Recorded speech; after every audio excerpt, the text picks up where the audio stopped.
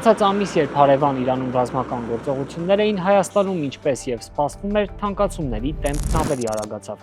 Ենթադրությունների կարիքը այլևս չկա, քանի որ արդեն հասանելի են պաշտոնական տվյալները։ Հատկապես ծանր է սննդամթերքի թանկացումների բեռը։ Անցած ամիս խանութներում ու սուպերմարկետներում մթերքը վաճառել են միջինը 7-8%-ով ավելի բարձր գներով, քան 1 տարի առաջ։ 1 տարում տավարի միսը թանկացել է ավելի քան 15%-ով, հացը 3, մակարոնեղենն ավելի քան 9, կաթը 5.5, մրգերը գրեթե 5, ձուն ուշադրություն ավելի քան 30%-ով։ Ցանկը դեռ կարելի է երկար շարունակել։ Մինչ կփորձեք վերհիշել, թե որքան ծախսեցիք վերջին անգամ սուպերմարկետում կամ մոտավոր հաշվարկ կանեք, թե հաջորդ այցը որքան կնստի, եկեք փորձենք հասկանալ, թե վերջին 5 տարվա ընթացքում ընդհանրապես ապրուստը որքան է թանկացել Հայաստանում։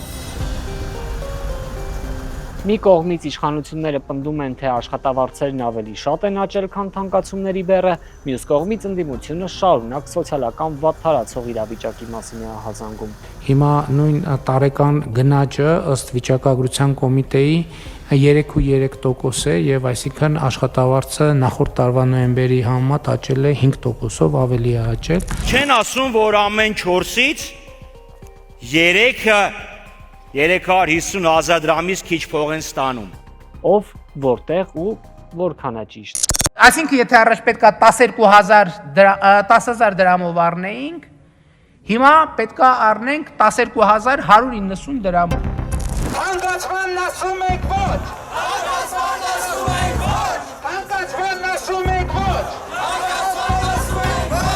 Թե 2018-ին հեղափոխությունից առաջ թանկացումների մասին բարձրաձայնող Նիկոլ Փաշինյանն ինչպես կարձագանքել եւ տեսել ներկայիս իշխանությունների պնդումները, կարելի է միայն ենթադրել։ Իսկ մեզ այսօր ոչ թե ենթադրություններ, այլ փաստեր են պետք։ Նախ մի բան բացատրեմ։ Երբ լսում եք գնաճի սպառողական գների ինդեքսի մասին, հիշեք, որ խոսքն ընդհանուր գնաճի մասին է։ Այսինքն սննդամթերքի, հագուստի, բնակարային ծառայությունների, առողջապահության, տրանսպորտի, հանգստի կազմակերպման եւ այլ ծառայությունների թանկացումների հանրագումարը։ Սակայն Հայաստանում, որտեղ բնակչության ավելի քան 20% նախքատության մեջ է ապրում, կենսաթոշակը տարեցներին չի բավարարում, գործազրկության մակարդակն էլ շարունակում է բարձր մնալ, քաղաքացիների գրպանին առաջին հերթին հենց սննդամթերքի թանկացումն է հարվածում։ Ուստի մեր հաշվարկի հիմքում հենց սննդամթերքի գնաճը կվերցնենք։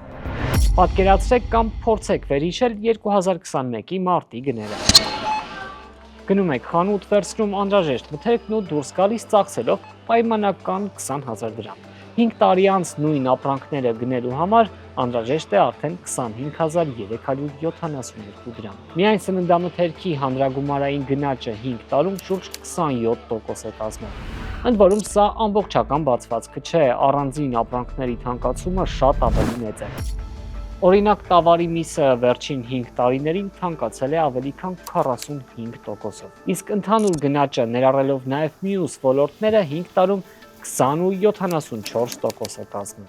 Իսկ այժմ հարց, արդյոք մարդկանց եկամուտները նույն չափով կամ ավելի են աճել։ Չէ՞ որ սոցիալական պայմանների բարելավման համար անհրաժեշտ է, որ եկամուտների աճը գերազանցի թանկացում։ 2021-ին Հայաստանում միջին կենսաթոշակը 43,000 դրամ էր կազմում։ Վերջին 10,000 դրամի ավելացումից հետո այն այժմ 59,000 դրամ է։ Քեշբեքի ծրագրով սրան առավելագույնը կարող է գումարվել ևս 10,000 դրամ։ Պաշտոնական վիճակագրությունը փաստում է, որ օրինակ հունվարին ծրագրից օգտվողները միջինը 6,500 դրամ են ստացել։ Ընդհանրացնենք, միջին կենսաթոշակ գումարած անկանխիկ գործարքների ծրագրով վերադարձած գումարը պլյուս-մինուս 66,000 դրամ է կազմում։ Ընդհանուր առմամբ կենսաթոշակները 5 տարվա ընթացքում ավելացել են 54.6%-ով, մյուս կողմից սննդամթերքը թանկացել է 27%-ով։ Թեև ավելացումը գերազանցում է թանկացումները, կենսաթոշակն առայժմ չի հասել նվազագույն սպառողական զամբյուղին,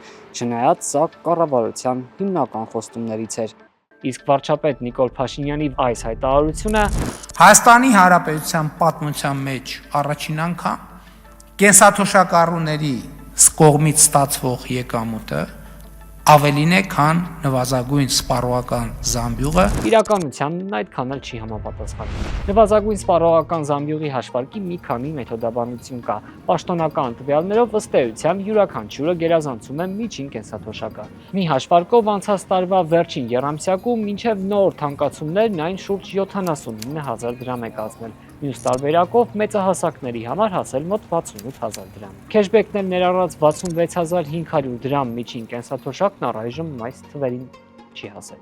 Նվազագույն պարենային զամբյուղն այժմ ավելի թանկ է, թե որքան պարզ կլինի, երբ վիճակագրական կոմիտեն հրապարակի նոր տվյալները։ Այժմ աշխատավարձերին անդրադառնանք ու համեմատենք գնաճի հետ։ Միջին ամսական եկամուտը 2017 թվականի համեմատ աճել է 87%-ով։ 2021-ի մարտին միջին ամսական աշխատավարձը հարկերը ներառյալ շուրջ 200,000 դրամ է կազմել։ Այժմ հրապարակված ամենաթարմ տվյալներով այն շուրջ 300,000 դրամ է կազմում։ 5 տարում աշխատավարձերը ավելացել են միջինը 51.2%-ով։ Սակայն սպասեք, իսկ եթե միջին աշխատավարձի հաշվարկից հանենք շատ ավելի բարձր վարձատրություն ունեցող ՏՏ բնագավառն ու ֆինանսական գործունեության ոլորտը, այդ դեպքում ինչ կլինի։ Եկեք հաշվենք։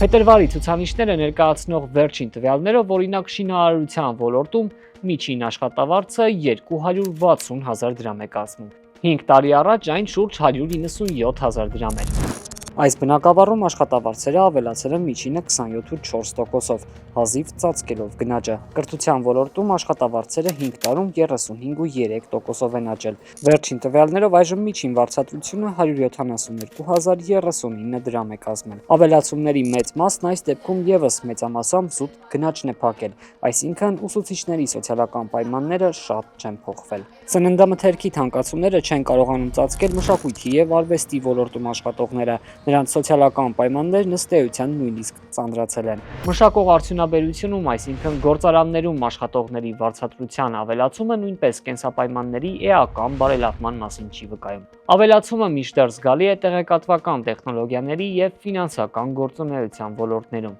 եւ տոկոսային հարաբերակցության եւ բացարձակ գումարի տեսանկյունից։ Ավելի քան 1 միլիոն դրամ տեղեկատվական տեխնոլոգիաների ոլորտում, շուրջ 860,000 դրամ ֆինանսական կազմակերպություններում։ Ընդհանրացնենք վերջին 5 տարիներին գնաճին զուգահեռ շատ ավելի լավ կենսապայմանների կարողացել են հասնել ընդամենը մի քանի ոլորտի ներկայացուցիչներ։ Բազմաթիվ բնակավարներում աշխատողների վարձատրության ավելացումը հազիվ կարողանում է ծածկել թանկացումների բեռը։ Շատերի աշխատավարձն անգամ դրան չի բավարարում։ Կենսաթոշակները թեև ավելացել են, սակայն դեռ հեռու են ապահովության համար բավարար լինելուց։ Երբ հաջորդ անգամ ռեկորդային եկամուտների ու ավելացումների մասին հայտարարություններ կլսեք, պարզապես բացված քննայեք կամ էլ միացրեք ազատությունը ու միասին փորձենք հաշվել, ինչ կա